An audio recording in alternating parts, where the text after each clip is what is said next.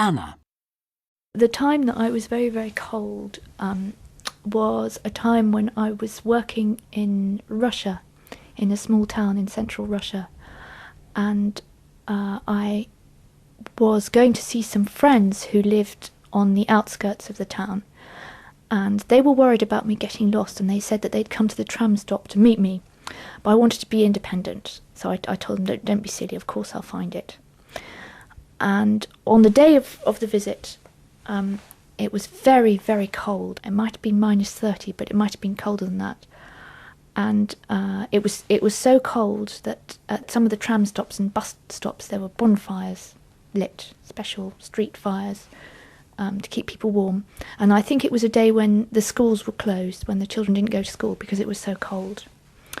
So I put on all the clothes that I had, all the scarves and jumpers, and I took the tram to the outskirts of the town where my friends lived. And it was right way out to the end of the line. And I got off the tram, which was heated, into this cold, white world.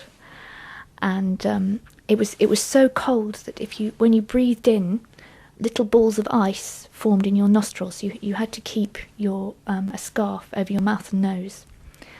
About a minute, 2 minutes after getting off the tram, my feet and hands were already hurting. They were so cold.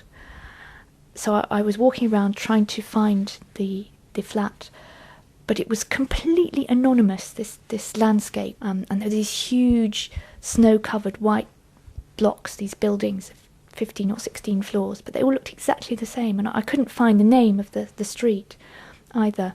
And it was very, very quiet. And the tram had gone, and I began actually to get very frightened because I was feeling so cold. My feet and hands had gone beyond hurting, almost. I couldn't feel them anymore.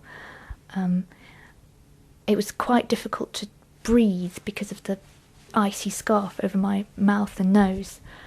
And I just couldn't find where they lived, and I asked an old lady the way, but my Russian wasn't good enough. She didn't understand me, and I was beginning to really seriously panic when suddenly in the distance I saw my friends. They'd come to find me, and they took me home.